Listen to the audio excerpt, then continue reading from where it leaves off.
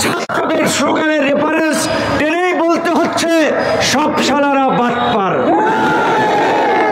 জগন্নাথ বিশ্ববিদ্যালয়ের ছাত্ররা তাদের ক্যাম্পাস সঠিকভাবে যেন নির্মাণ হয়, সেই কারণে ওই বাটপার প্রতারক বিভিন্ন গোষ্ঠীর কাছ থেকে কাজ সেনাবাহিনীর কাছে দেওয়ার জন্য যেন সুষ্ঠুভাবে সম্পন্ন হয়, তারা স্লোগান দিয়েছিল সব শালারা বাটপার, আর্মি হবে ঠিকাদার। তো এই রাজনৈতিক এই পট পরিবর্তনের পরেও আমরা দেখতে পাচ্ছি বিভিন্ন রাজনৈতিক দল ভোটের কথা চিন্তা করে আওয়ামী লীগের কালো টাকা পেতে ভিতরে ভিতরে গোপনে গোপনে আওয়ামী লীগকে প্রোটেক্ট করছে, আওয়ামী লীগের পক্ষে অবস্থান নিচ্ছে।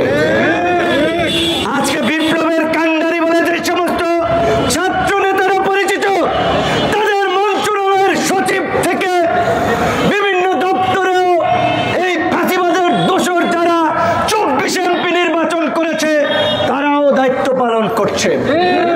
আমি জানতে চাই যুবক্রিয়া উপদেষ্টার কাছে, বাফুফের সহসভাপতি জাহিদি রেডিয়াল ফার্মার আওয়ামী লীগের ফাঁসিবাদের দোষর 24 নির্বাচন করেছে, সে কিভাবে বাফুফের সহসভাপতি হয়?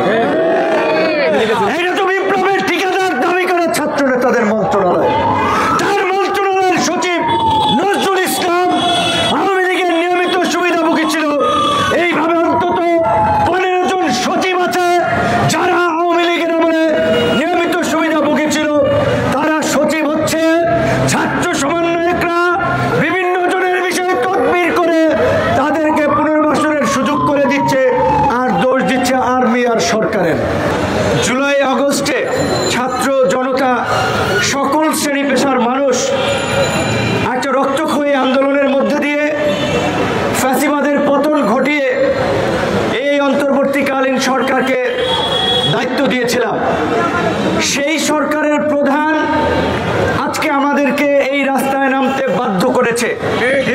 ডক্টর মোহাম্মদ ইউনূসের প্রতি আমাদের শ্রদ্ধা ভক্তির ঘাটতি ছিল না, কিন্তু গতকালকে তার যে কথা, সেই কথার প্রতিবাদ না জানিয়ে কোনো বিবেক সম্পন্ন মানুষ থাকতে পারবে না।